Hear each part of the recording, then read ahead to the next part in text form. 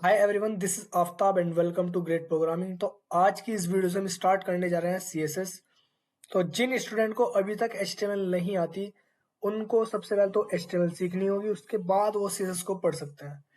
और एचटीएमएल के लेक्चर्स भी हमने अपने यूट्यूब पर अपलोड कर रखे हैं, उसका लिंक भी मैं आपको डिस्क्रिप्शन में दे दूंगा।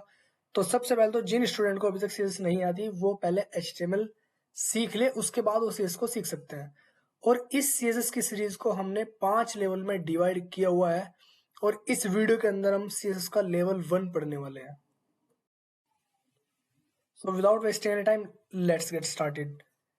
तो सबसे पहले बात करते हैं सीएस की फुल फॉर्म की। सीएसएस की फुल फॉर्म होती है कास्केडिंग स्टाइल शीट, और इसके अंदर लिखा हुआ है it is a language that is used to describe the style of a document. अब एचटीएमएल के अंदर जो भी हमने वेबसाइट का स्ट्रक्चर बनाया है, उसको सुंदर बनाने के लिए हम सीएसएस का इस्तेमाल करेंगे। अब इंटरनेट पर आप जितनी भी वेबसाइट देखते हो, like Amazon, Facebook, Instagram, Twitter, Netflix, ये जो इतनी सुंदर हमें दिखती है, वो सब हम सीएसएस की मदद से बना पाते हैं। एडवांटेज ऑफ सीएसएस, सबसे पहला है सेव्स टाइम। अब सीएसएस को यूज करके यूजर अपना टाइम बचा सकता है। सेकंड है पेज लोड्स फास्टर। और जो हमारा सीएसएस का पेज होता है, जब हम कोई भी वेबसाइट डिजाइन करते हैं, तो वो ब्राउजर पर फास्टली लोड करती है। थर्ड फीचर है इजी मेंटेनेंस, मतलब हम अपने एलिमेंट को इजीली मेंटेन कर सकते हैं। फोर्थ फीचर है प्लेटफॉर्म इंडिपेंडेंट। प्लेटफॉर्म इंडिपेंडेंट का मतलब होता है कि किसी भी प्लेटफॉर्म पर हम सीएस को रन करवा सकते हैं, चाहे वो विंडोज हो, चाहे वो लिनक्स हो, चाहे वो मैक ओएस हो, हर प्लेटफॉर्म पर हमारी सीएसएस प्रॉपर्ली वर्क करेगी। अब इसके डिसएडवांटेज क्या है? सबसे पहले डिसएडवांटेज होता है लर्निंग कर्व। अब लर्निंग कर्व का मतलब होता है कि सीएसएस के अंदर इतनी सारी प्रॉपर्टी है, उनको याद करना बहुत ही मुश्किल है। अब उनको याद करने का एक बहुत ही बढ़िया तरीका है कि जब हम सीएस लैंग्वेज को पढ़ लेंगे, तो उन सीएस की जितनी भी हमने प्रॉपर्टी पढ़ी है, उन प्रॉपर्टी का यूज करके हम प्रोजेक्ट बनाए, काफी अच्छे प्रोजेक्ट बनाएंगे, तो तभी ये प्रॉपर्टी हमें याद हो पाएगी, वरना ये हम प्रॉपर्टी कभी भी याद नहीं कर सकते सीएस की।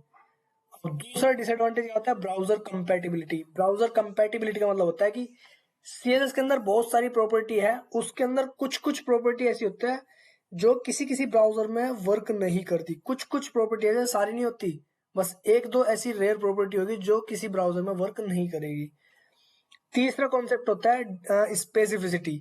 अब इस डिसएडवांटेज का तो हम मतलब बाद में समझेंगे, क्योंकि इसका एक डिटेल में चैप्टर है, तो इसको भी हम छोड़ देते हैं।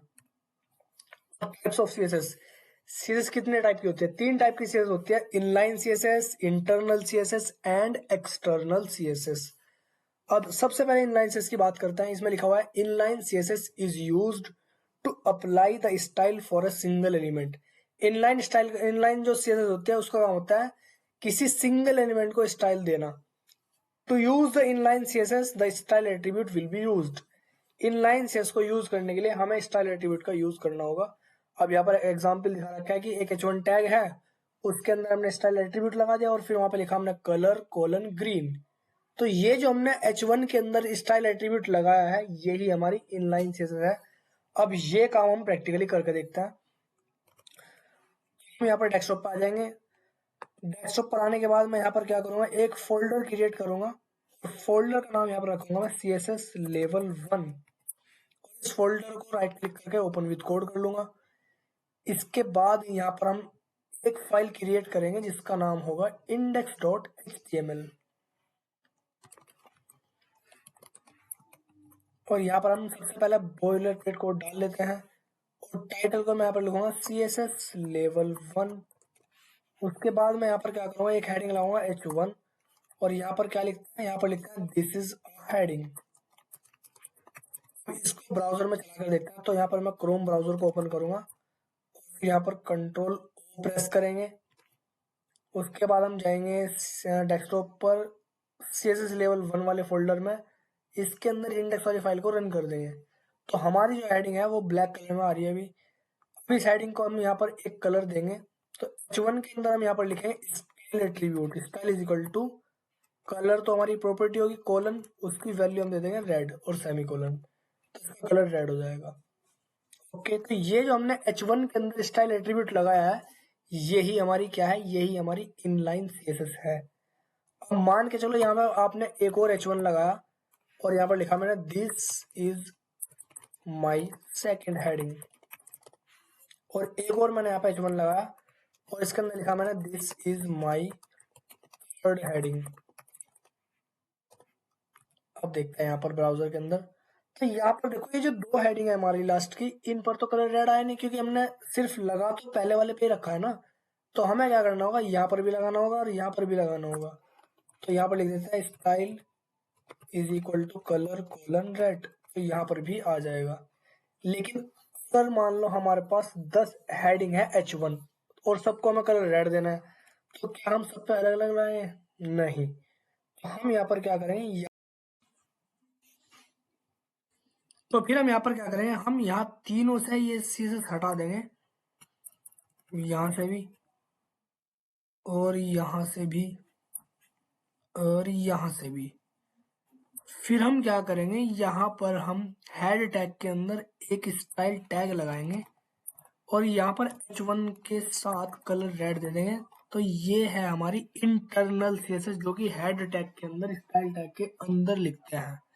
अब यहाँ पे इसका मतलब यह है कि जितने भी H1 हमारे पास होंगे सबका कलर रेड हो जाएगा। देखो हो गया। अगर मैं यहाँ पर H1 का कलर ब्लू करूं तो यहाँ पर क्या होगा कि सबका एक साथ चेंज हो जाएगा। देखो, तो ये थी हमारी इंटरनल सीएसएस।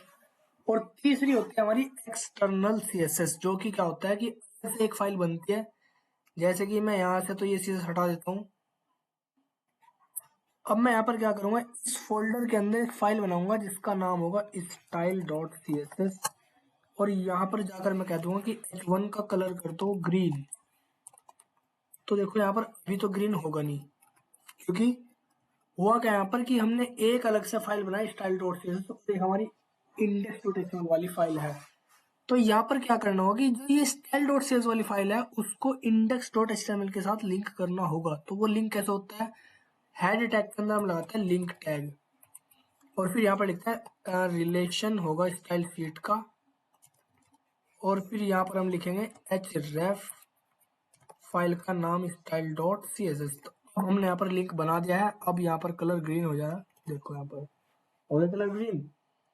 इसी तरीके से अगर मैं यहाँ पर style.css में जाकर मैं यहाँ पर लिखता हूँ बैकग्राउंड कलर ब्लैक, तो बैकग्राउंड ब्लैक हो जाएगा। देखो तीनों हेडिंग का बैकग्राउंड कलर ब्लैक हो गया। तो इस तरीके से काम करते हैं हमारी एक्सटर्नल सीएसएस। अब नेक्स्ट हम बात करते हैं कलर प्रॉपर्टी। कलर प्रॉपर्टी का काम होता है फोरग्राउंड का कलर सेट करना। फोरग्राउंड का मतलब होता है टेक्स्ट का कलर सेट करना। तो यहाँ पर जो हमने कलर प्रॉपर्टी लगाई है ग्रीन, इससे क्या होता है कि टेक्स्ट का कलर चेंज हो रहा है। अगर मैं यहाँ पर येलो करूँ, यहाँ पर अगर मैं टेक्स्ट को करूँ येलो, तो क्या होगा कि टेक्स्ट का कलर हमारा येलो हो जाएगा। देखो ओके। अगर मैं यहाँ पर कहूँ कि एक्वा कलर, तो एक्वा कलर हो जाएगा। तो ये है हमारी कलर प्रॉपर्टी। उसके बाद है कलर सिस्टम। कलर देने के तीन तरीके और हैं, जैसे कि आरजीबी के थ्रू कलर दे सकते हैं, हेक्स के थ्रू कलर दे सकते हैं, और जी आरजीबी ए के थ्रू भी हम कलर दे सकते हैं। तो यहाँ पर जो हमने डायरेक्ट कलर लिखा है एक्वा, तो यहाँ पर मैं ऐसे लिख सकता हूँ आरजीबी। आर का मतलब रेड, जी का मतलब ग्रीन और बी का मतलब ब्लू। तो इसकी रेंज होती है 0 से लेकर 255 तक। तो यहाँ पर मैंने क्या किया कि तीनों वैल्यू 000 दे दी, तो ये हमारा एक ब्लैक कलर बन जाएगा। अब देखना यहाँ पर टेक्स्ट हमारा ब्लैक हो गया, तो इसलिए मैं यहाँ पर दिख नहीं रहा। फिर मैं यहाँ पर तीनों वैल्यू 255 दे दूं, तो हमारा ये व्हाइट कलर बन जाएगा। देखो ओके। और मान लो यहाँ पर आपने पहली वैल्यू 255 बाकी 00, तो ये रेड बन जाएगा। देखो, और अगर मान लो यहाँ पर आपने 0 दिया और यहाँ पर 255 यहाँ पर 0, तो ये बन जाएगा ग्रीन। इस तरीके से काम करते हैं हमारे आरजीबी कोड। एक तरीका और आता है हेक्साडेसिमल वाला कोड। तो हम यहाँ पर क्या करते हैं, आरजीबी को हटाते हैं और मैंने यहाँ पर लिखा #00F00F00। अब देखो यहाँ पर ये भी हमारा ब्लैक कलर होता है। देखो ये भी दिखेगा। मान लो यहाँ पर आपने लास्ट की दो वैल्यू एफ दे दी, और जो हमारा हेक्साडेसिमल नंबर होता है उसकी रेंज होती है 0 से लेके एफ तक। तो यहाँ पर अभी ये कलर ब्लू बन जाएगा, क्योंकि लास्ट के दो जो अल्फाबेट है वो ब्लू के लिए काम करता है। और अगर मान लो यहाँ पर आपने शुरुआत के एफ दे दिए, तो ये रेड बन जाएगा, क्योंकि शुरुआत के दो रेड के लिए काम करता है। और अगर आपने बीच के एफ दे दिए, तो ये ग्रीन बन जाएगा। तो ये था हमारा हेक्साडेसिमल कोड। एक और तरीका होता है RGBA।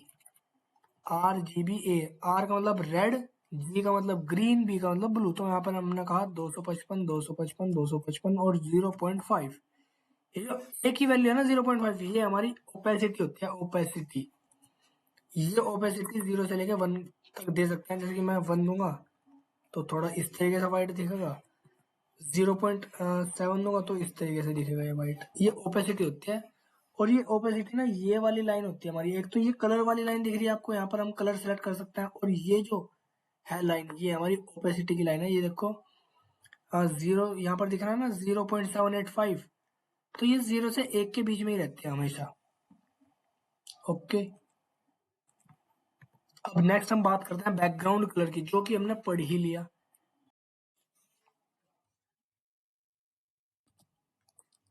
अब नेक्स्ट हम बात करते हैं बॉर्डर प्रॉपर्टी। बॉर्डर प्रॉपर्टी का काम होता है बॉर्डर सेट करना। अब बॉर्डर हम किस तरीके से सेट कर सकते हैं वो देखते हैं। अब यहाँ पर ये जो तीनों हेडिंग है, यहाँ पर हमें तीनों पे एक बॉर्डर ऐड करना है ब्लू कलर का। तो हम यहाँ पर लिखेंगे कि बॉर्डर, उसके बाद मान लो मैं यहाँ पर देता हूँ 10 px, ये तो होगी हमारी बॉर्डर की विड्थ। फिर हमने कहा सॉलिड, ये हो गया बॉर्डर का स्टाइल। फिर हमने कहा कलर, ये हो गया हमारा बॉर्डर का कलर। तो इस तरीके का बॉर्डर हमारे सामने नजर आएगा। अब ये 10 px हमारी विड्थ है, अगर मैं इसको 5 कर दूं तो थोड़ा हल्का आ जाएगा बॉर्डर। और ये जो हमें कलर दिख रहा है, इसको कलर को मैं कुछ भी लिख सकता हूँ। जैसे कि मैं एक्वा कलर दे दूंगा तो यहाँ पे एक्वा कलर का बॉर्डर आ जाएगा। और ये सॉलिड है, इसकी जगह पे मैं डॉटेड भी लिख सकता हूँ। ये हमारा बॉर्डर का स्टाइल होता है। देखो डॉटेड बॉर्डर आ गया। इसी तरीके से मैं यहाँ पे लिखता हूँ डैश, तो डैश्ड बॉर्डर आ जाएगा। तो ये बॉर्डर के स्टाइल होते हैं हमारे। तो अगली चीज है कमेंट। कमेंट हमने HTML के अंदर भी पढ़ी थी और CSS के अंदर भी हम कमेंट को पढ़ेंगे। कमेंट क्या होते हैं? इग्नोरेबल पार्ट होता है, जो कि कमेंट हमारा ब्राउजर इग्नोर करता है। और यहाँ पर कमेंट लगाने का तरीका ये होता है कि हम लिखते हैं, जैसे मान लो इस प्रॉपर्टी को मुझे कमेंट बनाना है, तो मैं यहाँ पर लिखूंगा स्लैश स्टार और स्टार स्लैश। तो ये लाइन हमारी कमेंट बन गई बॉर्डर वाली। अब बॉर्डर वाली प्रॉपर्टी यहाँ पर काम नहीं करेगी। देखो समझ गए बात? क्योंकि जिस चीज को हम कमेंट बना देंगे वो चीज वर्क नहीं करती। मान लो यहाँ पर मैं ये चीज यहाँ लगा दूं, तो हुआ क्या कि यहाँ पर मल्टीपल लाइन लग गई कमेंट, है ना? तो ये सारी लाइनें कमेंट बन चुकी है। अब यहाँ पर कोई भी प्रॉपर्टी काम नहीं करेगी। देखो सारी प्रॉपर्टी हट चुकी, क्योंकि हमने क्या किया कि तीनों लाइनों को कमेंट बना दिया। अब ये मल्टी लाइन कमेंट बन गई। पहले हमने ये यहाँ पर लिख रखा था बॉर्डर के साथ, ये थी सिंगल लाइन कमेंट, तो इससे एक लाइन कमेंट होती है। अब यहाँ पर जब हम ऐसे लगाते हैं, कैसे, ये चीज हमने यहाँ से हटाई और यहाँ पर हमने लगा दी, तो ये होगी मल्टी लाइन कमेंट। तो फिर कुछ भी प्रॉपर्टी काम नहीं करेगी। अब अगली चीज है CSS selector. Selectors are used to select the element that you want to style. Selector हमारे एलिमेंट को सिलेक्ट करता है कि जिसको तुम्हें स्टाइल देना है उसको सेलेक्ट कर लो। अब जैसे मान के चलो यहाँ पर हमने लिखा है कि H1, तो ये हमारा सेलेक्टर है। सेलेक्टर का मतलब क्या है? सेलेक्ट करना उस एलिमेंट को जिसको आप स्टाइल देना चाहते हो। तो ये हमारे सेलेक्टर्स के टाइप होता है। सबसे पहला टाइप है यूनिवर्सल सेलेक्टर, इसको पढ़ता है। इनको तो मैं यहाँ पर कर देता हूँ कमेंट आउट। उसके बाद मैंने यहाँ पर क्या किया, एक H1 हेडिंग लगाया, यहाँ पर लिखा हेडिंग 1। उसके बाद मैंने यहाँ पर लिखा एक H2 और यहाँ पर लिख देता है हेडिंग 2। फिर मैंने यहाँ पे एक पैराग्राफ लगाया, जैसे कि पैराग्राफ 1, बस इतना ही लिख देते हैं यहाँ पे, है ना, पैराग्राफ। अब यहाँ पर हम लगाएंगे यूनिवर्सल सेलेक्टर, इनको भी कमेंट कर देते हैं।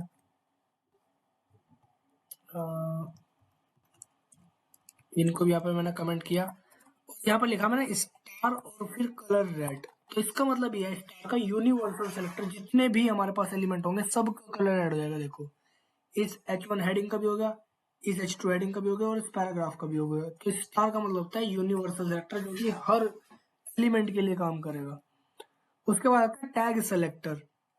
अब मान लो इसको आपने कमेंट कर दिया, यहाँ पर लिखा मैंने H1, इसका कलर कह दो रेड, तो इस H1 का कलर रेड हो जाएगा। ये सिर्फ H1 के लिए काम करेगा क्योंकि ये टैग सेलेक्टर है हमारा। अगर मैं यहाँ पर H1 की जगह पे H2 लिख दूं तो सिर्फ H2 का कलर रेड हो जाएगा। देखो होगा ना? अगर मैं यहाँ पर P लिख दूं तो सिर्फ पैराग्राफ का कलर रेड होगा। तो ये हमारा टैग सेलेक्टर होता है, समझे? अब मैंने यहाँ पर लिखा H1, P, तो इसका मतलब है ग्रुप सेलेक्टर, तो ये दो का ग्रुप बना देगा H1 और P का। तो इससे H1 का और P का कलर रेड हो जाएगा, देखो यहाँ पर H1 का भी हो रहा है और P का भी हो रहा है। तो ये हमारा है ग्रुप सेलेक्टर। उसके बाद है आईडी सेलेक्टर। अब आईडी का मतलब यहाँ पर समझो क्या है। अब जैसे मान के चलो आपने यहाँ पे एक पैराग्राफ लगाया पैरा 1, एक और लगाया पैरा 2 और एक और लगाया पैरा 3, तो यहाँ पर ये तीनों पैराग्राफ आ जाएंगे। अब मैं यहाँ पे चाहता हूँ कि जो हमारा पैरा 3 है इसका कलर रेड हो जाए, तो हम यहाँ पर क्या करेंगे, इसको एक आईडी दे देंगे, ID is equal to para 3, और फिर हम सीएस के अंदर जाकर लिखेंगे हैश पैरा 3 का कलर रेड कर दो, तो सिर्फ पैरा 3 का कलर रेड हो जाएगा, देखो यहाँ पर, समझे बात। तो ये आईडी का काम होता है यूनिक, मतलब किसी अगर एक ही एलिमेंट को आपको स्टाइल देना है तो उसको एक आईडी दे दो।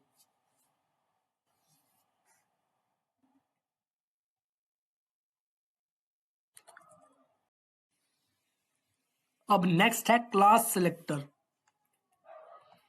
अब यहां पर हम क्या करते हैं कि ये जो हमारे दो पैराग्राफ है पैरा 1 और पैरा 2, इन दोनों को हम यहाँ पर क्या करेंगे, दोनों को एक क्लास देंगे, जैसे कि यहाँ पर दे देता हूं मैं टेस्ट।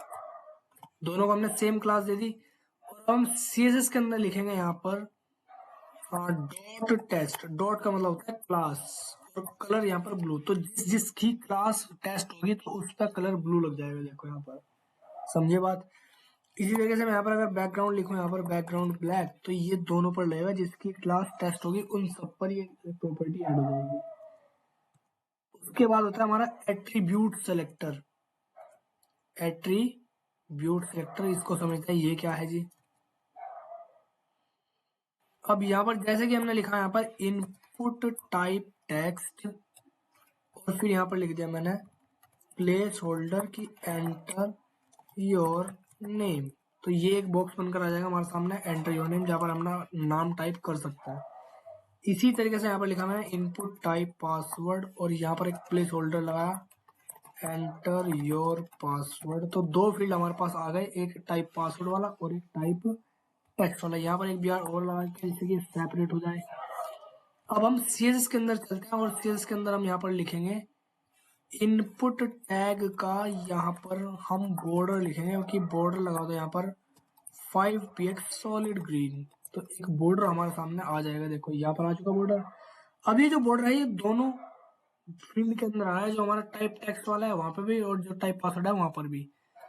अगर मैं इस चीज को ऐसे लिख दूं यहाँ पे इनपुट टैग के अंदर जो टाइप एट्रीब्यूट होता है और इसकी वैल्यू जो टेक्स्ट होती है, ये सिर्फ उसी पर लगेगी प्रॉपर्टी, देखो यहाँ पर एक पर लगी ना, जिस टाइप जिसका टाइप टेक्स्ट है सिर्फ उसी पर लगेगी। अगर मैं यहाँ पे लिखूँ टाइप पासवर्ड, तो जिसका टाइप पासवर्ड होगा सिर्फ ये प्रॉपर्टी उस पर लगेगी, ठीक है। ये है हमारा एट्रीब्यूट सेलेक्टर।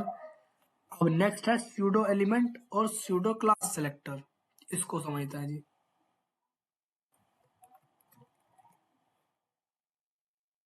अब यहाँ पर हमने क्या किया कि एक पैराग्राफ लिखा लोरम, तो एक पैराग्राफ यहाँ पर आ गया लोरम, चलिए, और ये पैराग्राफ यहाँ पर भी हमें दिखेगा।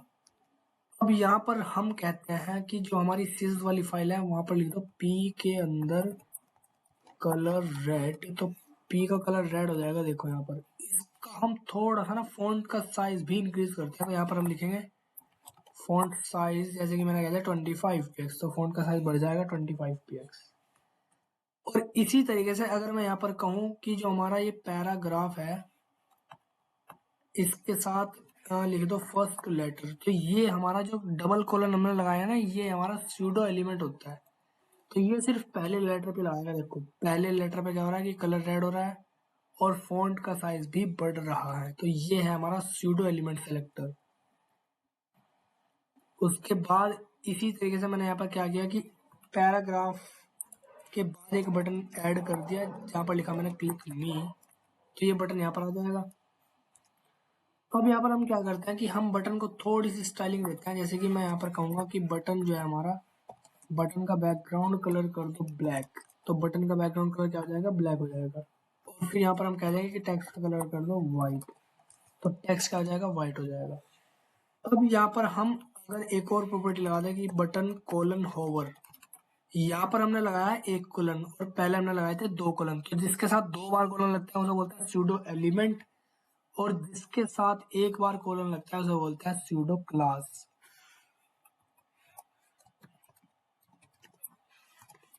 अब यहाँ पर हमने क्या किया कि बटन कोलन होवर, जैसे ही बटन पर होवर करेंगे तो बैकग्राउंड कलर क्या हो जाएगा, येलो। जैसे ही बटन पर होवर करेंगे, होवर करने का मतलब है कि इस माउस को बटन के पास लेकर जाओ। देखो यहाँ पर जैसे ही मैं बटन को माउस के पास लेकर जा रहा हूँ तो कलर हमारा बैकग्राउंड का क्या हो रहा है, येलो। और वहां पर टेक्स्ट हमें बिल्कुल भी दिख नहीं रहा, तो यहाँ पर हम एक प्रॉपर्टी और लगा देते हैं कि कलर कर दो ब्लैक। जैसे ही बटन पर होवर करेंगे तो बैकग्राउंड तो येलो हो जाएगा और टेक्स्ट हमारा ब्लैक हो जाएगा। देखना यहाँ पर, देखो हो रहा है ना बिल्कुल यही काम। बैकग्राउंड कलर येलो और टेक्स्ट का कलर व्हाइट। तो ये था हमारा स्यूडो क्लास सेलेक्टर। अब नेक्स्ट है सब सेलेक्टर। सब को हम कह सकते हैं कॉम्बिनेटर सेलेक्टर, और इसके अंदर फर्स्ट है डिसेंडेंट सेलेक्टर।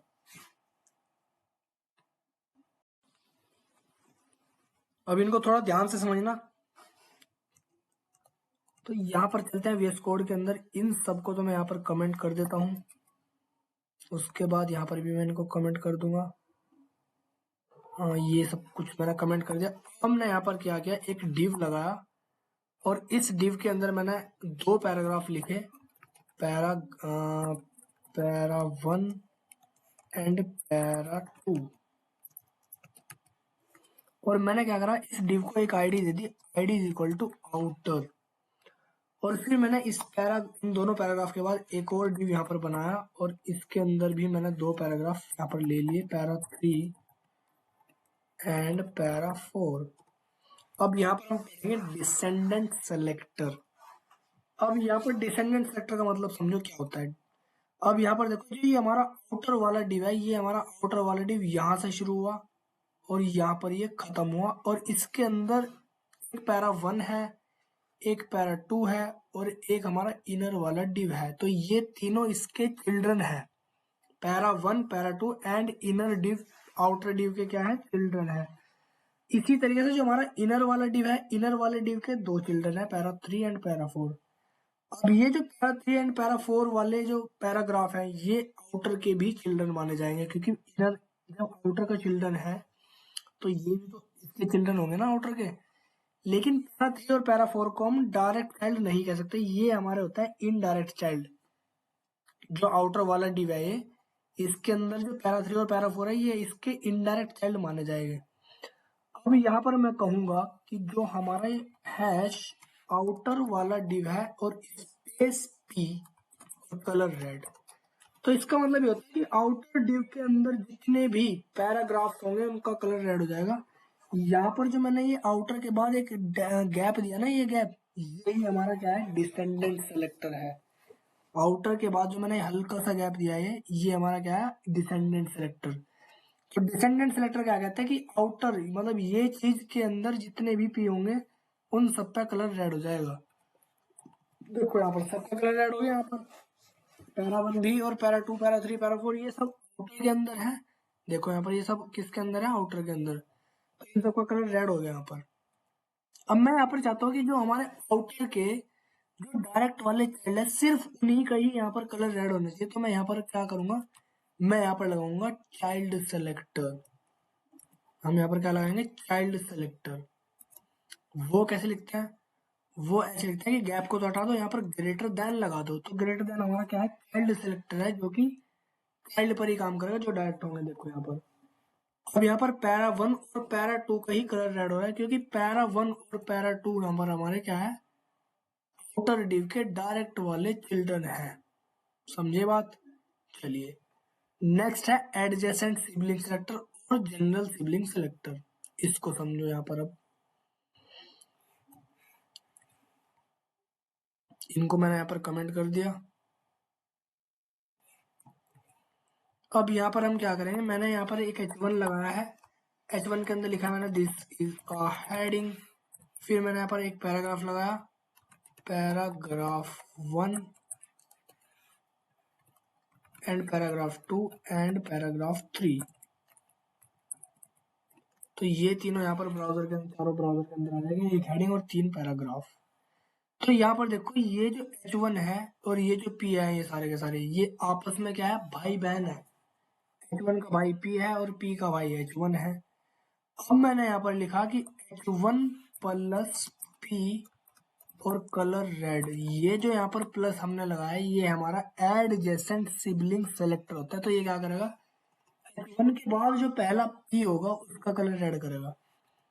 जो ये यहाँ पर हमारा प्लस है ये क्या है, ये हमारा एडजेसेंट सिबलिंग सेलेक्टर है। तो ये क्या करेगा कि H1 के बाद जो पहला P होगा उसका कलर रेड करेगा। देखो जैसे यहाँ पर हो रहा है, समझे बात।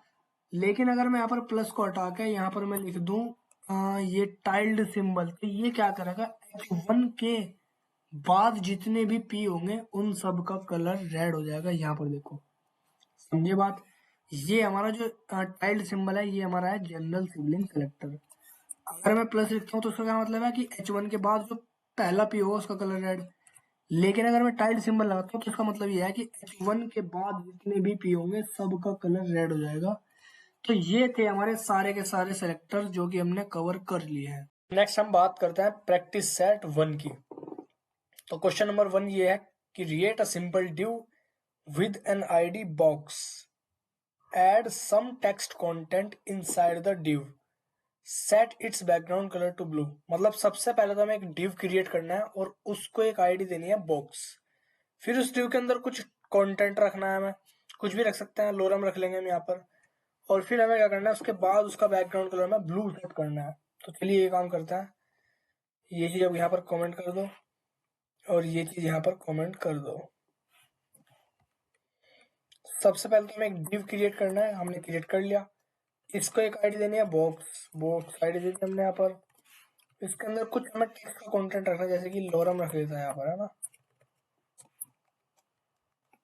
हो गया काम, ये चीज यहाँ पर आ चुकी। अब उसने क्वेश्चन में कहा कि set its background colour to blue, मतलब इसका बैकग्राउंड कलर ब्लू सेट करना है। तो हम CSS के अंदर चलते हैं और यहाँ पर हम लिखेंगे कि जिस बॉक्स की आईडी हैश बॉक्स है, मतलब जिस div की आईडी हैश बॉक्स है उसका बैकग्राउंड कलर ब्लू कह दो।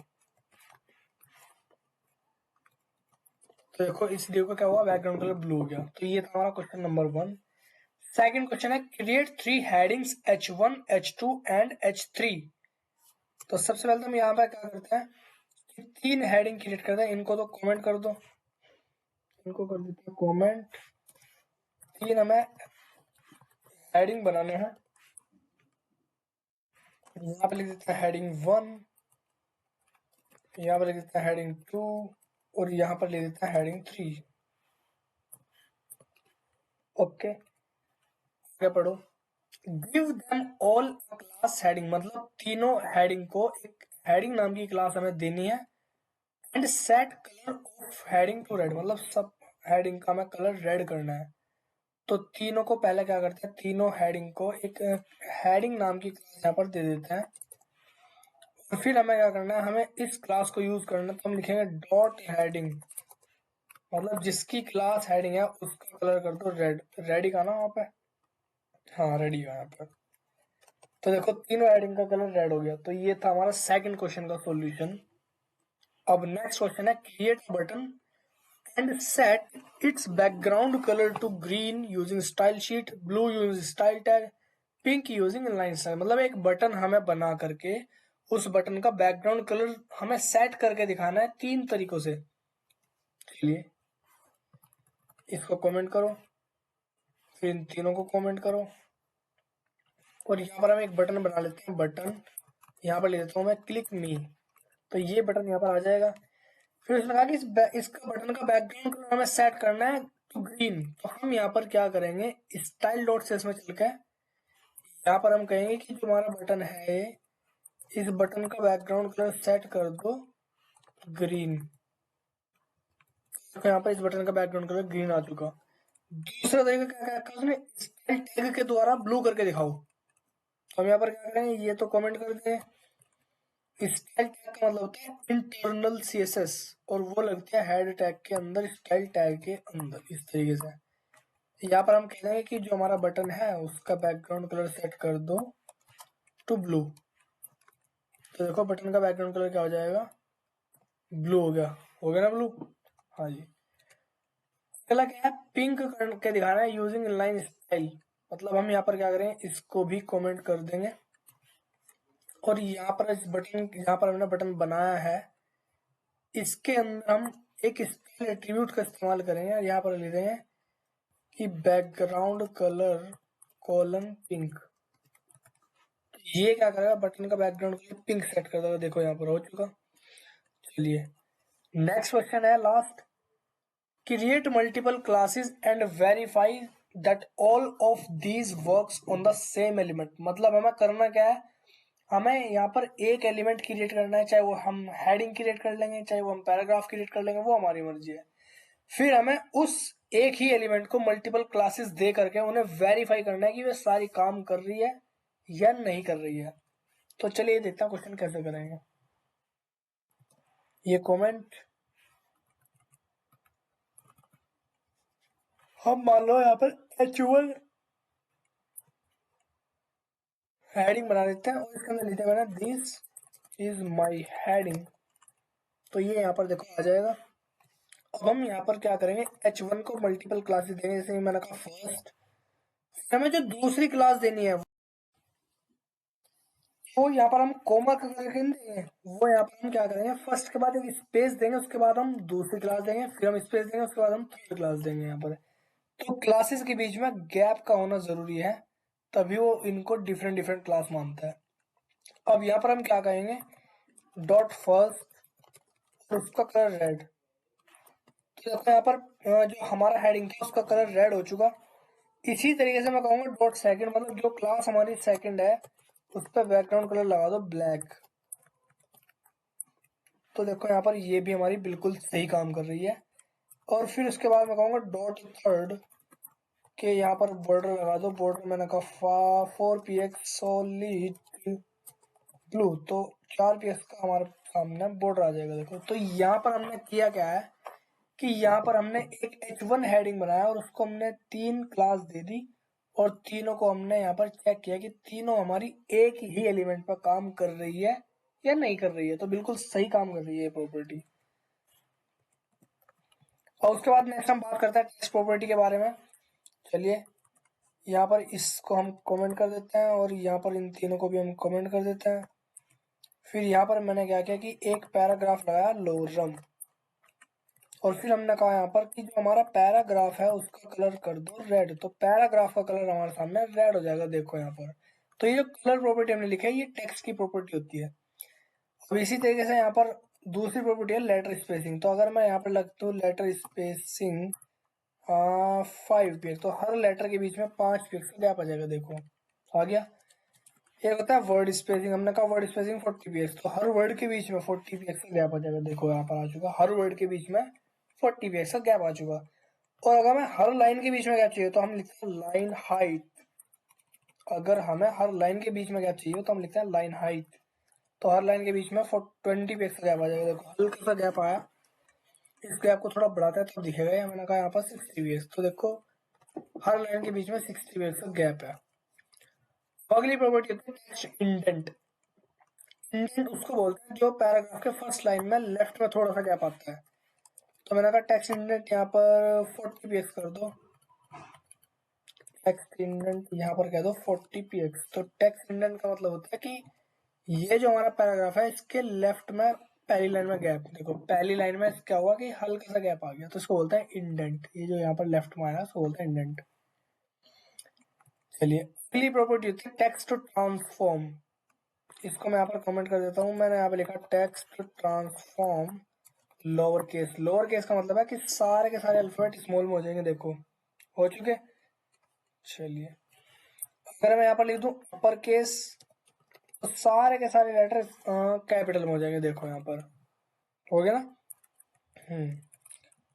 और अगर मैं यहाँ पे लिख दूं कैपिटलाइज तो हर वर्ड का पहला लेटर कैपिटल हो जाएगा। देखो लोरम का एल बड़ा, इप्सम का आई बड़ा, डॉलर का डी बड़ा, सिट का एस बड़ा, हर वर्ड के पहले लेटर क्या हो जाएंगे, कैपिटल हो जाएंगे। अगली प्रॉपर्टी होती है टेक्स्ट अलाइन। टेक्स्ट लाइन मैंने यहाँ पे लिख दिया टेक्स्ट लाइन राइट। तो टेक्स्ट जो है हमारा राइट में चला जाएगा। देखो टेक्स्ट बिल्कुल राइट में चला गया। इसी तरीके से अगर मैं यहाँ पर टेक्स्ट लाइन सेंटर हूँ तो सेंटर में आ जाएगा। ये थी हमारी टेक्स्ट लाइन प्रॉपर्टी। अगली प्रॉपर्टी होती है टेक्स्ट डेकोरेशन। यहाँ पर मैं लिखता हूँ टेक्स्ट डेकोरेशन अंडरलाइन, तो क्या होगा कि यहाँ पर अंडरलाइन आ जाएगी, देखो यहाँ पर अंडरलाइन आ चुकी। अगर मैं यहाँ पर कहूँ ओवरलाइन तो ये लाइन ऊपर आ जाएगी, देखो यहाँ पर आगे ना। और अगर मैं यहाँ पर कहूँ लाइन थ्रू तो ये लाइन बीच में आ जाएगी वर्ड को काटती हुई। ठीक है, चलिए इसी तरीके से अगर मैं यहाँ पर टेक्स्ट डेकोरेशन हूँ नन, तो क्या होगा, ये हमारी लाइन जो है ना वो गायब हो जाएगी, देखो ये गायब हो जाएगी, है ना। चलिए अगली प्रॉपर्टी होती है हमारी टेक्स्ट शैडो। तो यहाँ पर मैंने लिखा टेक्स्ट शैडो 5px 5px और जी 5px ब्लैक। तो क्या होगा, यहाँ पर शेडो आ जाएगी कुछ इस तरीके से, देखो हल्की सी शेडो आ गई। यहाँ पर जो पहली वैल्यू होती है ये होती है हॉरिजॉन्टल ऑफसेट। अगर मैं ये वैल्यू बढ़ाऊं तो थोड़ा सा हॉरिजॉन्टली खिसक जाएगी, देखो ये खिसकी ना। हाँ, और अगर मैं ये वैल्यू चेंज करता हूँ तो ऊपर से थोड़ी सी खिसकेगी। तो तीसरी वैल्यू होती है हमारी ब्लर वैल्यू, जैसे कि मैंने कह दिया यहाँ पर 2, तो हल्का सा ब्लर हो जाएगा। और ये है कलर, पहली वैल्यू एच ऑफसेट, दूसरी वैल्यू वी ऑफसेट, तीसरी ब्लर और चौथी कलर।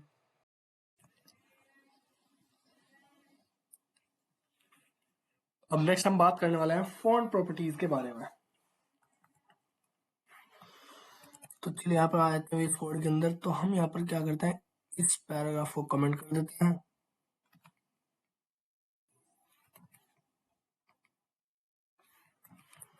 और इसको यहाँ पर कमेंट कर दो। अब यहाँ पर मैं क्या करूंगा, एक मैं पैराग्राफ लगाऊंगा और यहाँ पर लिख दूंगा this is my paragraph, this is my paragraph, और ये यहाँ पर ब्राउजर के अंदर दिखेगा हमें। अब हम यहाँ पर क्या करेंगे, स्टाइल डॉट सी के अंदर जाकर के हम लिखेंगे पी के अंदर font dash size, font size मैंने यहाँ पर कहा 23px। तो देखो फॉन्ट का साइज थोड़ा इंक्रीज हो चुका। अब यहाँ पर हम फॉन्ट फैमिली लिखेंगे, फॉन्ट फैमिली मैंने कहा यहाँ पर एरियल। तो फॉन्ट फैमिली ना एरियल हो जाएगी, मतलब इसका स्टाइल बदल जाएगा, देखो यहाँ पर फॉन्ट का यहाँ पर लुक बदल गया। और ये कई सारी फॉन्ट फैमिली होती है, जैसे कि मैंने लिया सेंस शरीफ, तो ये भी एक फॉन्ट फैमिली होती है, देखो सेम ऐसे ही है ये भी एरियल जैसी। एक और होती है फॉन्ट फैमिली जैसे कि मोनोस्पेस, ये कुछ इस तरीके से दिखती है हमें। तो ऐसे कई सारे फॉन्ट है जो कि हम यूज कर सकते हैं यहाँ पर। अब अगली प्रॉपर्टी होती है फॉन्ट वेट। अब मैंने यहाँ पर लिखा फॉन्ट वेट नॉर्मल, तो बाय डिफॉल्ट क्या होता है, फॉन्ट का वेट नॉर्मल ही होता है। अब मैं यहाँ पर लिखूंगा फॉन्ट वेट 700, तो देखो उसका थोड़ा सा वेट बढ़ गया। और इसी तरह से मैं यहाँ पर लिख सकता हूँ 900। तो देखो यहाँ पर ये जो इसकी रेंज है ना 100 से लेकर 900 तक हम लिख सकते हैं। 900 में बिल्कुल लाइट हो गए और 100 में बिल्कुल लाइट होगा और 900 में बिल्कुल बोल्ड हो जाएगा। और यहाँ पर मैं फॉन्ट वेट बोल्ड भी लिख सकता हूँ, तो यहाँ पर फॉन्ट वेट बोल्ड भी हो जाएगा। अब अगली प्रॉपर्टी होती है फॉन्ट स्टाइल। यहाँ पर लिखा मैंने फॉन्ट स्टाइल इटैलिक, तो फॉन्ट का स्टाइल जो है ना इटैलिक हो जाएगा, देखो तिरछे हो गया थोड़ा। और यहाँ पर मैं इटैलिक के पे लिख सकता हूँ ओब्लिक, ये भी इटैलिक वाला ही काम करता है, ये भी इटैलिक वाले काम करता है, देखो बिल्कुल सही काम करा है इसने भी। और अगर मैं font weight font style normal लिख दूँ तो बाय डिफॉल्ट जो होता है फॉन्ट स्टाइल वो नॉर्मल ही होता है, तो इससे कोई चेंज होगा नहीं, जो जैसा नॉर्मल था ना स्टार्टिंग में वैसे ही रहेगा, देखो यहाँ पर। अगली प्रॉपर्टी है फॉन्ट वेरिएंट। हमने यहाँ पर लिखा फॉन्ट वेरिएंट स्मॉल कैप्स। तो देखो इससे हुआ क्या कि जितने हमारे यहाँ पर वर्ड हैं हर वर्ड का पहला लेटर कैपिटल हो चुका, लेकिन पहला जो लेटर है ना वो साइज में भी काफी बड़ा है। वैसे तो सारे कैपिटल ही हैं, लेकिन हर वर्ड का जो पहला लेटर है वो साइज में थोड़ा सा बड़ा है। जैसे दिस का टी बड़ा है, इसका आई बड़ा है, और जी पैराग्राफ का पी बड़ा है, तो इसे बोलते हैं स्मॉल कैप्स। तो हमारा है प्रैक्टिस सेट 2, इसको सोल्व करते हैं। तो सबसे पहला क्वेश्चन क्या है, create a heading centred on the page with all of its text capitalised by default. मतलब हमें एक हेडिंग क्रिएट करनी है और उसको पेज के सेंटर में रखनी है और उसका जितना भी टेक्स्ट होगा वो हमें कैपिटलाइज करना है। यहाँ पर समझते हैं क्या बात कह रहा है क्वेश्चन। यहाँ पर हमने एक हेडिंग बनाया और इसके अंदर लिख दिया मैंने great programming is my YouTube channel. तो ये यहाँ पर आ चुका हमारे पास हेडिंग। अब हमें यहाँ पर क्या करना है, इस हेडिंग को सेंटर में रखना है। तो हम यहाँ पर इसके अंदर एक प्रॉपर्टी लगाएंगे कि जो ये हमारा H1 हेडिंग है इस पे लगा दो टेक्स्ट अलाइन सेंटर, कि सेंटर में आ जाएगा। आ गया। और इसका जो टेक्स्ट है वो हमें क्या करना है, कैपिटलाइज। देखो यहाँ पर क्या कर रहा हूँ कि टेक्स्ट है वो कैपिटलाइज करना है हमें। तो हम यहाँ पर क्या करेंगे, हम यहाँ पर लिखेंगे टेक्स्ट ट्रांसफॉर्म कैपिटलाइज। तो इससे क्या होगा कि सारे वर्ड के पहले लेटर ना कैपिटल हो जाएंगे, हर वर्ड का पहला लेटर कैपिटल हो गया इसमें। अगला क्वेश्चन क्या है, set the font family of all the content in the document to Arial. मतलब इसको समझो क्या है यहाँ पर। ये हमने यहाँ पर लिखा H1 हेडिंग, हमने यहाँ पर लिखा H2 हेडिंग 2, फिर मैंने लिखा यहाँ पे पैराग्राफ 1 और पैराग्राफ 2। और अब यहाँ पे दो हेडिंग ले लिया हमने, दो पैराग्राफ ले लिए।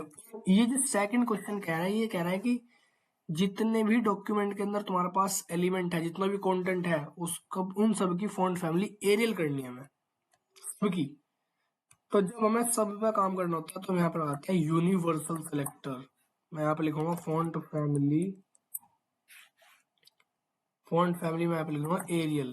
तो यहाँ पे क्या होगा कि जितने भी यहाँ पर कंटेंट है सबकी फॉन्ट फैमिली देखो एरियल हो चुकी है ना। अगला क्वेश्चन है create one div inside another div. चलो इसको करते हैं यहाँ पर। सबसे पहले ये चीज कमेंट कर दो, उसके बाद यहाँ पर ये चीज कमेंट कर दो। हमें एक डिव बनाना है, उसके अंदर एक और डिव बनाना है, एक डिव के अंदर दूसरा डिव, ये तो कह रहा ना ये। उसके बाद क्या होगा, set ID and text outer for the first one and inner for the second one. मतलब ये जो पहले वाला डिव है इसको एक आईडी देनी है आउटर, और इसके अंदर जो टेक्स्ट होगा वो भी होगा आउटर। और फिर ये जो अंदर वाला डिव है इसको हम आईडी देंगे इनर, और इसके अंदर जो टेक्स्ट होगा वो भी इनर ही होगा। अब आगे बढ़ो, क्वेश्चन को क्या करा, set the outer div text size to 25 px and inner text size to 15 px। मतलब जो हमारा आउटर डिव है उसका फॉन्ट का साइज हमें 25 px रखना है, और जो इनर हमारा डिव है उसका फॉन्ट साइज 15 px रखना है। तो हम यहाँ पर क्या करेंगे, हम यहाँ पर लिखेंगे हैश आउटर, मतलब जिसकी आईडी आउटर होगी उसका फॉन्ट साइज 25 px कर देंगे। तो यहाँ पर देखो क्या हुआ कि आउटर का फॉन्ट साइज बढ़ चुका।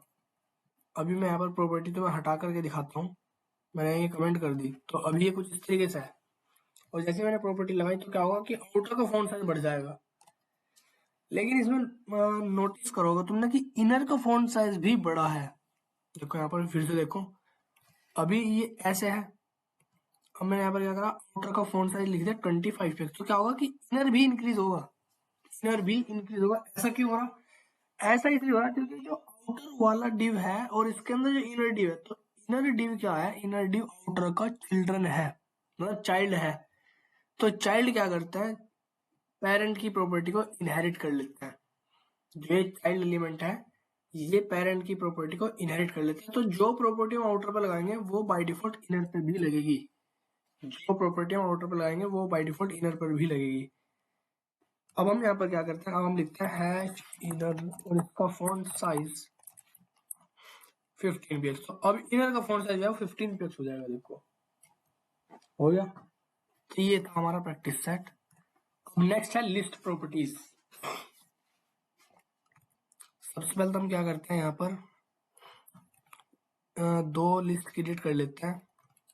यहाँ पर मैंने हेडिंग लगाया H2 अनऑर्डर्ड लिस्ट, और एक हम बनाएंगे ऑर्डर्ड लिस्ट। अनऑर्डर्ड लिस्ट जो है वो यूएल टैग से बनती है, यूएल के अंदर li। यहाँ पर लिखा मैंने home, about us, contact us. उसके बाद मैंने यहाँ पर एक लिस्ट बनाई ऑर्डर्ड लिस्ट, इसको हम कर देते हैं OL।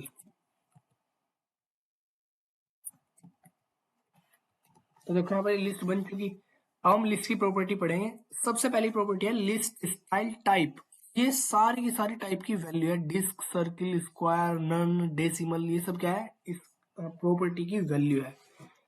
तो मैं यहाँ पर क्या करूंगा, जो हमारा यूएल टैग होगा, ये जो हमारा यूएल टैग है, इसमें लिख दो लिस्ट स्टाइल टाइप डिस्क। तो इससे कोई चेंज होगा नहीं। देखो यहाँ पर जो अनऑर्डर वाली लिस्ट है कोई चेंज नहीं हुआ, अनऑर्डर वाली लिस्ट में कोई चेंज नहीं हुआ, क्योंकि बाय डिफॉल्ट अनऑर्डर लिस्ट का जो टाइप है वो डिस्क होता है। बाय डिफॉल्ट अनऑर्डर लिस्ट का जो टाइप है वो क्या होता है, डिस्क होता है। लेकिन अगर मैं यहाँ पर लिख दूं सर्किल, तो इसका टाइप चेंज हो जाएगा। देखो यहाँ पर अनऑर्डर लिस्ट का ये जो डिस्क दिख रहा है ना, dot dot see, type of circle में कन्वर्ट हो गया। देखो यहाँ पर इसी तरीके से मैं यहाँ पर अगर लिखूं स्क्वायर, तो टाइप इसका स्क्वायर हो जाएगा। तो ये जो सर्किल थे यहाँ पर, ये सर्किल अभी स्क्वायर में कन्वर्ट हो जाएंगे। देखो यहाँ पर हो गए इस तरीके से। अब इसी तरीके से कुछ जो लिस्ट स्टाइल टाइप है, ये है ऑर्डर लिस्ट के लिए। जैसे कि मैंने यहाँ पर लिखा ओएल वाली जो लिस्ट है, वहां पर लगा दो लिस्ट स्टाइल टाइप डेसिमल। तो बाय डिफॉल्ट इसका डेसिमल ही होता है, डेसिमल मतलब नंबर में। देखो यहाँ पर 1 2 3 में ही है। लेकिन अगर मैं यहाँ पर लिख दूं लोअर अल्फा, तो ये स्मॉल अल्फाबेट में आ जाएंगे। देखो यहाँ पर आगे।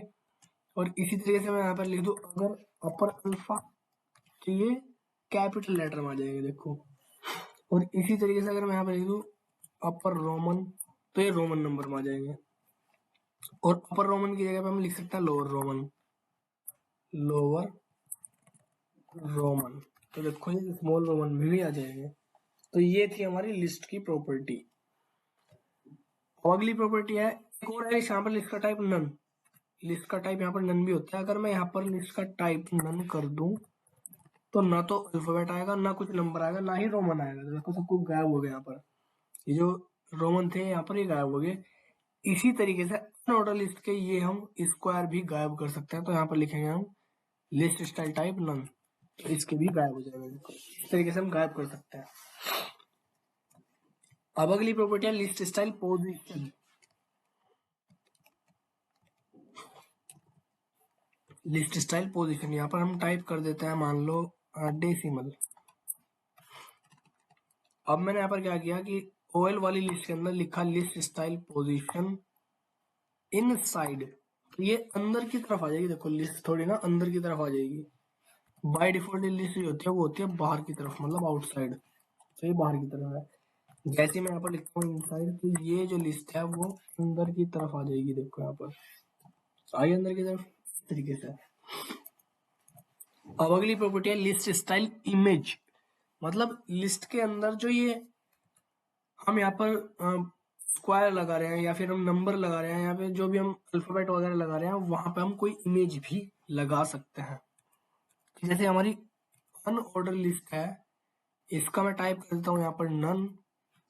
इसका टाइप कर दिया मैंने नन यहाँ पर, तो ये गायब हो जाएंगे। अब यहाँ पर मैं एक इमेज लगाऊंगा लिस्ट स्टाइल इमेज, और यहाँ पर लिखेंगे यूआरएल, और इसके अंदर इमेज का नाम। इमेज तो हमारे फोल्डर के अंदर है ही नहीं, तो हम कोई इमेज डाउनलोड करके लेके आते हैं। यहाँ पर इमेजेस ऑफ स्मॉल साइज।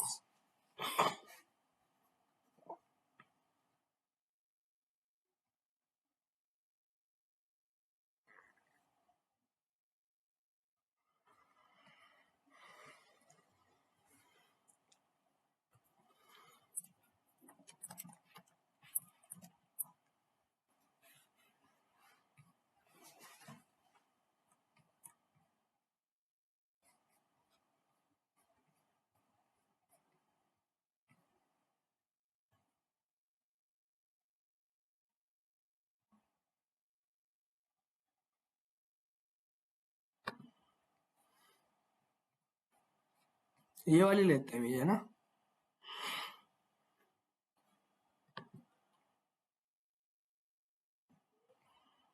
इसको डाउनलोड कर लो। इस पर राइट क्लिक करेंगे, फिर सेव इमेज एज का ऑप्शन आएगा। सेव इमेज एज, इसको सेव कर लेंगे अपने फोल्डर के अंदर। कहाँ पर, डेस्कटॉप के अंदर एक फोल्डर है CSS लेवल 1 के नाम से, यहाँ पर इसको सेव कर लेंगे। यहाँ पर मैं नाम देता हूँ पिक, तो ये इमेज हमारी सेव हो जाएगी। अब यहाँ पर जो हमने लिस्ट स्टाइल इमेज यूआरएल लिखा है, यहाँ पर हम लिख देंगे pic.png। तो ये यहाँ पर इमेज ऐड हो जाएगी लिस्ट के आइटम के साथ। देखो यहाँ पर हुई ऐड। यहाँ देखो होम के साथ एक इमेज आ रही है, अबाउट अस के साथ एक इमेज आ रही है, और कॉन्टेक्ट अस के साथ एक इमेज आ रही है।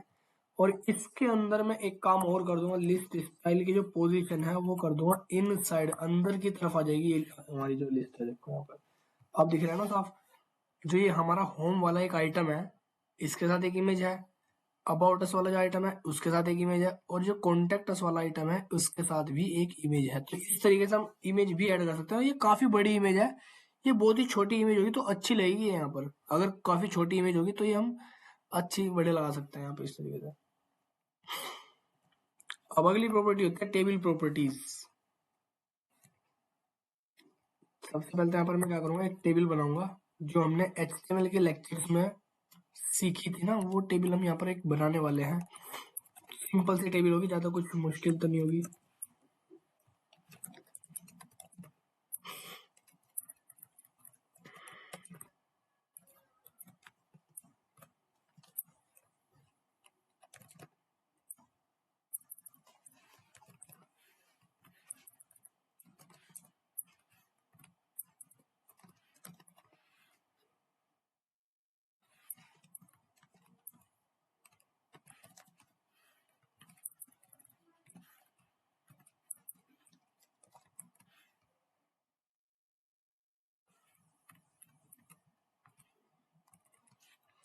तो देखो ये टेबल मैंने यहाँ पर बना दी। अब टेबल के अंदर जो डेटा है वो आप चेंज कर लेना, मैं तो यहाँ पर चेंज नहीं कर रहा हूँ। तो मैंने यहाँ पर क्या किया कि टेबल बनाई और टेबल के अंदर एक कैप्शन लगाया, स्टूडेंट टेबल। और फिर मैंने यहाँ पर टेबल की कुछ रोज डिफाइन कर दी यहाँ पर, है ना। पहली रो के अंदर हमने 3 हेडिंग ले लिए, नेम, एज एंड कोर्स। फिर दूसरी रो के अंदर हमने 3 डेटा ले लिया, राहुल 20 और 20 है। और ये डेटा मैंने हर रो के अंदर ना सेम ही रख लिया। तो आप इस डेटा को चेंज कर सकते हो। हमें तो बस यहाँ पर टेबल की प्रॉपर्टीज पढ़नी है। अब हम यहाँ पर टेबल पे स्टाइलिंग करेंगे। मैं यहाँ पर लिखूंगा table tag comma TR comma TH comma TD. मतलब टेबल टैग भी यहाँ पर हमने लिख दिया और टीआर भी लिख दिया, टीएच भी और टीडी भी। इसका मतलब है कि सबका ग्रुप बन गया। ये है हमारा ग्रुप सेलेक्टर। तो यहाँ पर मैं क्या करूंगा, एक बॉर्डर लगाऊंगा। सबसे पहले बॉर्डर 5px सॉलिड ब्लैक। तो टेबल में ना एक बॉर्डर आ जाएगा। देखो 5px का सॉलिड ब्लैक बॉर्डर आ गया यहाँ पर, दिखा बॉर्डर। इस तरीके से बॉर्डर होती है। अगली प्रॉपर्टी होती है बॉर्डर की स्पेसिंग। बॉर्डर स्पेसिंग, अगर मैं यहाँ पर बॉर्डर की स्पेसिंग लिख दूं 10 पिक्स, तो बॉर्डर के बीच का जो गैप है ना वो बढ़ जाएगा। देखो यहाँ पर बॉर्डर की स्पेसिंग बढ़ेगी ना, इस तरीके से। एक प्रॉपर्टी होती है बॉर्डर कोलैप्स, एक प्रॉपर्टी होती है बॉर्डर कोलैप्स। यहाँ पर अगर मैं कोलैप्स कर दूं तो ये बॉर्डर बिल्कुल चिपक जाएगा एक दूसरे से। दो वैल्यू होती है इसकी बॉर्डर कोलैप्स की, एक तो होती है सेपरेट, तो सेपरेट में तो अलग अलग रहेंगे, और कोलैप्स में मिल जाएंगे सारे। देखो यहाँ पे इस तरीके से। अब अगली प्रॉपर्टी है वर्टिकल अलाइन। इसको समझो यहाँ पर क्या कह रहा है। अब मैं यहाँ पर क्या करूंगा, जो हमारा यहाँ पे एक राहुल वाला नेम है ना, राहुल के बारे में कुछ और भी लिख देते हैं। जैसे कि मैंने राहुल के बारे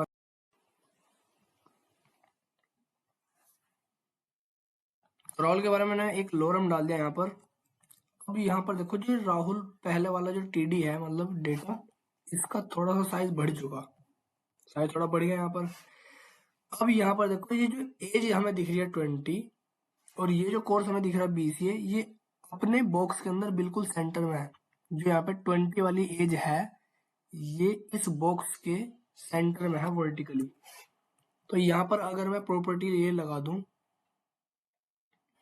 मैंने यहाँ पर लिखा वर्टिकल अलाइन टॉप, तो ये जो एज और कोर्स है ये टॉप पर चले जाएंगे। देखो यहाँ पर ये एज भी हमारी टॉप पर चली गई और ये कोर्स भी हमारा टॉप पर चला गया। इसी तरीके से यहाँ पर अगर मैं बॉटम लिख दूं तो ये नीचे आ जाएंगे। देखो यहाँ पर एज भी नीचे आ चुकी और कोर्स भी नीचे आ चुका। इसी तरीके से यहाँ पर अगली प्रॉपर्टी होती है कैप्शन साइड। यहाँ पर लिखता हूँ मैं कैप्शन साइड बॉटम। तो कैप्शन जो था ना हमारा स्टूडेंट टेबल, ये नीचे आ जाएगा। देखो यहाँ पर कैप्शन हमारा बॉटम में आ गया। बाकी तो बाय डिफॉल्ट ये क्या होता है, टॉप होता है, तो टॉप पर आएगा इस तरीके से। अगली प्रॉपर्टी है एम्प्टी सेल्स। Empty cells. अब मैं यहाँ पर क्या करता हूँ कि जो ये हमारा लास्ट वाला टीडी है इसके अंदर से मैंने बी से हटा दिया, तो ये जो हमारा बॉक्स है वो खाली दिख गया। अब यहाँ पर हमने बॉर्डर कोलैप्स कर रखा है, इसको मैं सेपरेट कर देता हूँ तो बॉर्डर थोड़ा अलग अलग हो जाएगा। देखो यहाँ पर अब ये जो एम्प्टी सेल्स है ये अभी हमें दिख रही है। अगर मैं इसको यहाँ पर गायब करना चाहता हूँ तो मैं यहाँ पर लिखूंगा एम्प्टी सेल्स हाइड। तो ये वाली जो सेल थी ना, ये जो खाली ये यहाँ गायब हो जाएगी। यहाँ से एम्प्टी जितनी भी सेल होगी वो गायब हो जाएगी। बाय डिफॉल्ट क्या होती है, शो, जो कि हमें दिखती है। लेकिन जैसे मैं हाइड करूंगा तो ये एम्प्टी जितनी भी सेल्स होगी वो सब गायब हो जाएगी, हाइड हो जाएगी। लास्ट प्रॉपर्टी है टेबल लेआउट। यहाँ पर लिखा मैंने टेबल लेआउट फिक्स। तो टेबल का जो लेआउट है ना वो फिक्स है, पूरे पेज पर फिक्स हो गया। ये पूरे पेज पर क्या हो गया, फिक्स हो गया।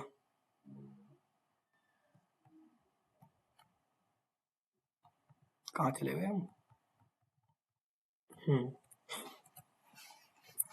टेबल लेआउट फिक्स हो गया। यहाँ पर मैं अगर विड्थ कहूँ 400 px तो इसकी जो विड्थ है वो 400 px हो जाएगी। ये सारे देखो जितने भी ये बॉक्स हैं वो सारे इक्वल साइज के बन चुके लेआउट फिक्स करने से, है ना। ये इधर स्क्रॉलिंग में आ चुकी। तो ये थी हमारी टेबल की प्रॉपर्टी। अब नेक्स्ट है डिस्प्ले प्रॉपर्टी। अब इसको समझो यहाँ पर ये क्या है। सबसे पहले तो मैं यहाँ पर ये कमेंट कर देता हूँ, उसके बाद ये जो टेबल हमने यहाँ पर बनाई थी इसको भी कमेंट कर दो।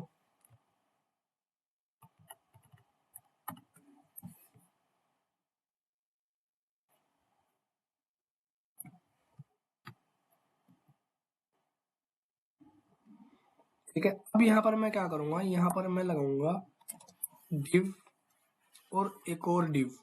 अब इन दोनों डिव को कुछ मैं स्टाइलिंग देने वाला हूँ। यहाँ पर मैं लिखूंगा डिव जो है हमारा, उस डिव की हाइट कर दो 100 px, विड्थ भी कर दो 100 px। उसके बाद यहाँ पर मैं एक बॉर्डर लाऊंगा जैसे कि 5 px सॉलिड ब्लैक। तो दो डिव यहाँ पर हमें दिखेंगे। देखो यहाँ पर दो डिव है, दोनों 100 px के हैं। दोनों को मैं अलग अलग कलर देना चाहता हूँ। तो यहाँ पर मैं क्या करूंगा, यहाँ पर लिखूंगा style is equal to background colour, जो भी हमें देना है वो कलर। बैकग्राउंड कलर देना मैंने ग्रीन। तो देखो पहले वाले डिब्बे का कलर ग्रीन हो जाएगा। इसी तरीके से मैं यहाँ पर दूसरे वाले का दे दूंगा style is equal to background colour, मैंने कहा यहाँ पर येलो, येलो ग्रीन। तो ये इस तरीके से आ जाएगा।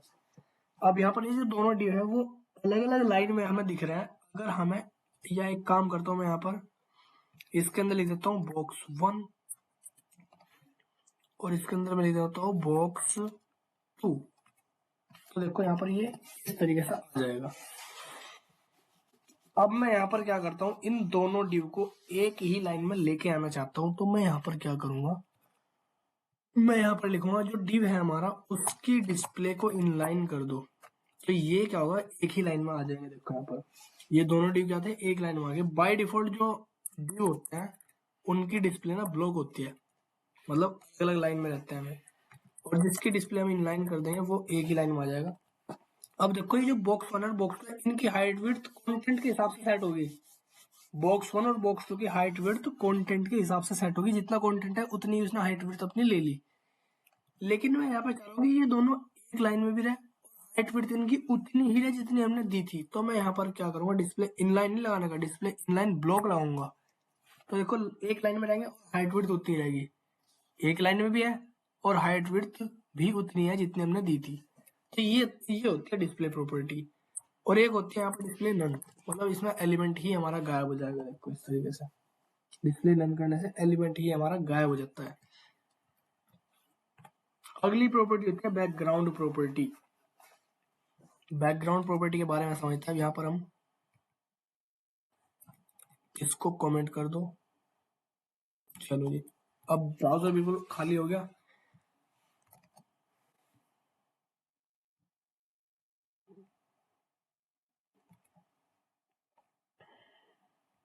अब यहाँ पर हम क्या करते हैं, सबसे पहली प्रॉपर्टी है बैकग्राउंड कलर प्रॉपर्टी। यहाँ पर ये जो पूरी की पूरी बॉडी है इस पर हम क्या करेंगे, एक कलर देने वाले हैं। जैसे कि मैं यहाँ पर लिखूंगा बॉडी और बॉडी का जो बैकग्राउंड कलर है यहाँ पर वो मैं कह दूंगा कोरल। ये देखो बॉडी का जो बैकग्राउंड कलर है वो कोरल हो गया पूरी बॉडी का। और अगर मैं इस बॉडी के अंदर एक इमेज लगाना चाहता हूँ बैकग्राउंड में, तो वो कैसे करेंगे? उसके लिए प्रॉपर्टी होती है बैकग्राउंड इमेज। उसके लिए प्रॉपर्टी होती है बैकग्राउंड इमेज। मैं यहाँ पर लिखूंगा बैकग्राउंड इमेज URL, और इसके अंदर कोई भी इमेज हम लगा सकते हैं, जैसे कि हम लगा सकते हैं pic.png। तो ये देखो पूरे बैकग्राउंड में एक इमेज आ जाएगी। लेकिन ये जो इमेज है ना वो काफी छोटी इमेज है, तो इसलिए रिपीट हो रही है। ये जो इमेज है काफी छोटे साइज की है, इसलिए क्या हो रहा है कि ये इमेज हमारी रिपीट हो रही है। हम क्या चाहते हैं यहाँ पर कि रिपीटेशन खत्म हो जाए, तो मैं यहाँ पर लिखूंगा बैकग्राउंड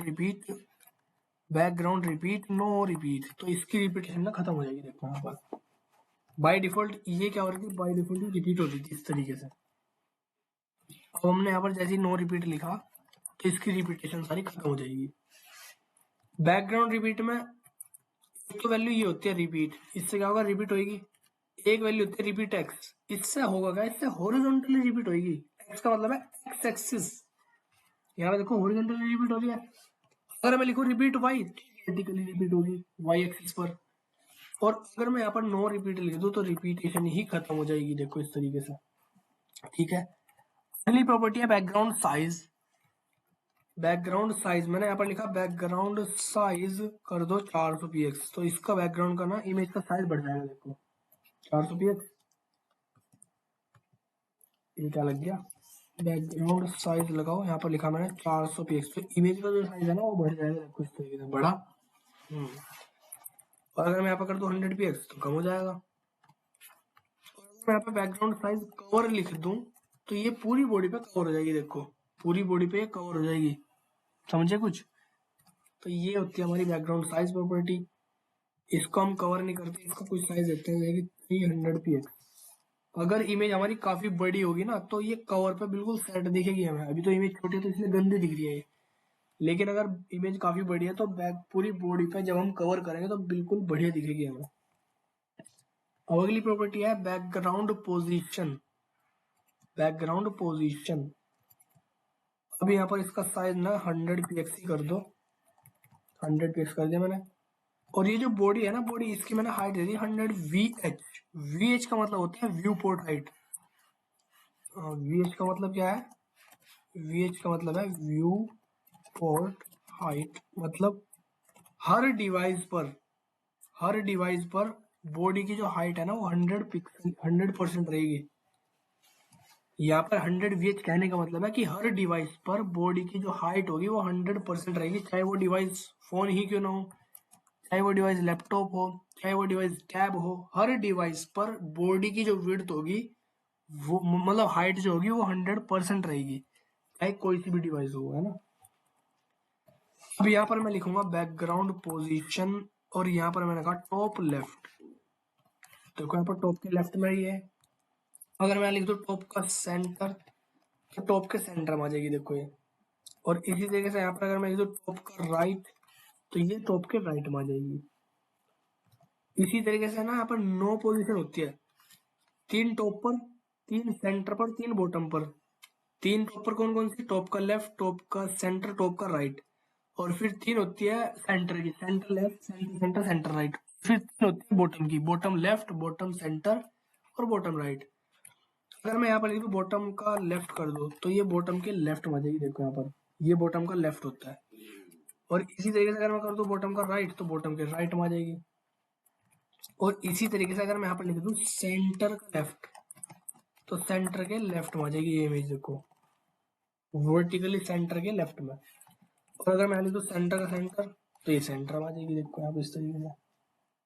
और बैकग्राउंड पोजीशन में अगर मैं खाली सेंटर भी लिख दूं ना तो भी सेंटर सेंटर ही मानता है इसको। अगली प्रॉपर्टी है बैकग्राउंड अटैचमेंट।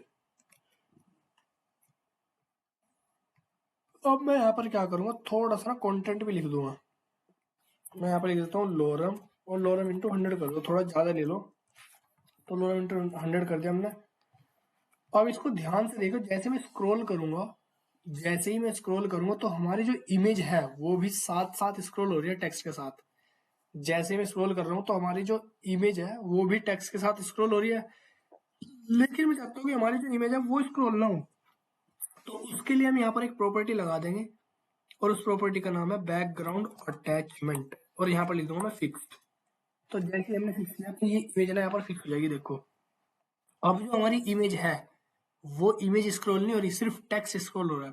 पहले जो बैकग्राउंड अटैचमेंट लगा हुआ था वो था स्क्रॉल, मतलब कुछ इस तरीके से, मतलब इमेज भी हमारी स्क्रॉल हो रही थी टेक्स्ट के साथ। लेकिन जैसे ही मैं बैकग्राउंड अटैचमेंट फिक्स्ड करूंगा तो इमेज हमारी स्क्रॉल नहीं होगी, फिक्स हो जाएगी। देखो यहाँ पर ये अब इमेज स्क्रॉल नहीं हो रहा, सिर्फ टेक्स्ट स्क्रॉल हो रहा है।